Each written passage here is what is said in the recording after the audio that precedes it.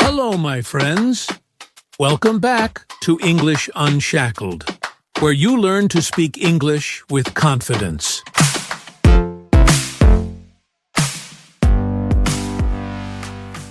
Have you ever felt embarrassed because you used say instead of tell, and people looked at you confused? Today, you're going to finally understand the difference. I'll show you a simple map with real-life examples so you'll never mix them up again. This is a small step, but it can completely change your confidence in English conversations, and you don't want to miss it. That feeling, that moment of confusion with words like say and tell, is a perfect example of an English landmine. A small word that can cause big problems. And English is full of these little traps. They are not about difficult grammar. They are about small words that look simple, but have a secret meaning or feeling that can change everything. Today, we are going to diffuse another one of these landmines, one that is maybe even more common and just as confusing. We are going to solve the difference between two words that look simple but are very different, actually and currently. The method is the same: a simple map, real-life examples, and a clear path to build your confidence. By the end of this lesson, you will not only know the difference, but you will feel the difference. And that is the key to speaking with confidence. Let's begin. All right, let's start with the first word, the simpler one. Currently. First, let's get the sound right. Listen closely and repeat after me. Currently. One more time. Currently. This word is your friend. It is clear and direct. It simply means now, at the present time, or in this specific period. Think of it as a snapshot. It tells us about a temporary situation, something that is true right now, but maybe wasn't true in the past, and maybe won't be true in the future. Let's think about this very moment. What is happening right now? You are currently watching this video. I am currently speaking to you. We are currently learning about English vocabulary. See? It's all about time. Specifically, this moment in time. Let's look at some simple, real-life examples to make this crystal clear. Imagine someone at work asks you, "What project are you working on?" You can answer, "I am currently working on the new marketing report." This is a perfect professional answer. It means that right now, your focus is the marketing report. Let's try another one. Imagine you are talking to a friend about a TV show. "Are you still watching that series about the chefs?" "No, I currently don't have time for TV shows. I'm studying for my exams."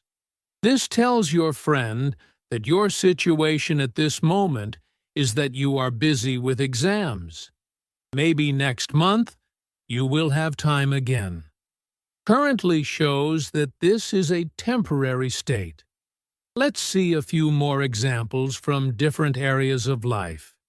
This will help you see how flexible this word is. For your job or studies. Our team is currently developing a new app. I am currently enrolled in an online course. For personal life, we are currently living in a small apartment, but we hope to buy a house soon. He is currently single. For general situations, the website is currently down for maintenance. The author is currently writing the final book in the series. In all these sentences, Currently points to a specific time frame. Now. So, the key, the one word I want you to remember for currently, is time. It answers the question, when? The answer is now. It's about what is happening in the present. It is neutral, direct information. Now, let's look at the other word, the one that causes the trouble. Actually. First, let's practice the sound. It can be a little tricky. Listen. Actually. Let's break it down. Actually. Say it with me. Actually. This word is the source of so much confusion because it looks like a word about time, but it is not. This is the trap. Actually means in reality, in fact, or surprisingly. It's not about time, it's about truth. We use actually in a few specific ways. Let's explore them one by one, with plenty of examples.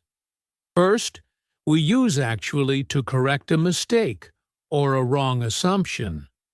When someone believes something that is not true, you use actually to give them the correct information. Imagine you meet a person at a party. They look very young. You might say, "You look like a university student." And they might reply, "Thanks, but I'm actually the professor." They are correcting your idea. They are telling you the reality of the situation. Here is another situation. Your friend thinks you don't like pizza. He says, "I know you don't like pizza, so I ordered pasta for you." You can correct him gently by saying, "Oh, that's very nice of you, but I actually love pizza. It's my favorite food." You are correcting his information about you. Second, we use actually to introduce surprising or unexpected information. It's a way to signal to the listener, this might be a surprise to you. For example, "This restaurant looks expensive." "I know, but the prices are actually very reasonable." The reality is different from what it appears to be. Another example. "I thought the exam would be very difficult." "Me too, but it was actually quite easy." Third, we use actually to add emphasis, to make a statement stronger, often showing a contrast. For example, your friend asks, "Did you like the movie?" You can say, "Yes, I liked it." This is a simple answer. But if you say, "Yes, I actually really liked it," this is much stronger. It means you liked it more than you expected, or more than your friend expected. Another example. "Did you finish the report?" "Yes, I actually finished it 2 days ago." The word actually here adds a feeling of surprise and emphasis. It's like saying, "Not only did I finish it, but I finished it early." So the key for actually is truth, correction, or surprise. It's about showing a contrast between what someone thinks and what the reality is. Okay. Now, for the simple map I promised you. This is where everything will click into place. Let's put them side by side. On one side, we have currently. The key word is time. It answers the question, when. On the other side, we have actually. The key word is truth. It answers the question, really? Now, let's see what happens in a real conversation when you use the wrong word. Imagine your boss asks you a simple, neutral question. Are you busy? If you answer, "I am currently writing an email," This is a perfect answer. It is direct, informative, and neutral. It means, at this moment in time, my activity is writing an email. Your boss receives the information clearly. But what if you answer, I am actually writing an email? To a native speaker, this sounds very different. Because actually is about correcting a wrong idea, this answer implies that your boss thought you were not working. Your answer has a hidden meaning. You might think I am relaxing or doing nothing, but in reality, I am working. It can sound a little defensive, a little rude, even if that is not your intention. One word completely changes the feeling of the conversation. Let's try one more common scenario. A new friend asks you, "Do you live in Brazil?" If you say, "I currently live in Brazil," this is a great answer. It means that at this time, your home is in Brazil. But maybe you lived in another country before, or maybe you plan to move in the future. It's a simple fact about your present situation. But if you say, "I actually live in Brazil," this answer implies that the other person was surprised. Maybe they thought you lived in Portugal, or maybe your accent sounds like you are from another country. Your answer corrects their assumption. It's like saying, "I know you might think I live somewhere else, but the truth is, I live in Brazil." So, before you speak, ask yourself this simple question. Am I talking about time? What is happening now? Use currently. Am I talking about truth, correcting an idea, or giving surprising news? Use actually. This is your simple map. Time versus truth. When versus really. If you remember this, you will never make this mistake again. Now, it's time to practice. Watching and listening is good, but speaking is where you build confidence. We will do some shadowing. I will say a sentence. Then there will be a pause. In that pause, you say the sentence out loud. Don't be shy. Try to copy my pronunciation and my rhythm. This is how you build muscle memory for speaking English. Are you ready? Let's begin. First, with currently. Remember, this is about time. I am currently looking for a new job. The store is currently closed for lunch. What book are you currently reading? We are currently facing some challenges with the project. The weather is currently warm, but it might rain later. Excellent! Now, let's practice with actually. Remember, this is about truth or surprise.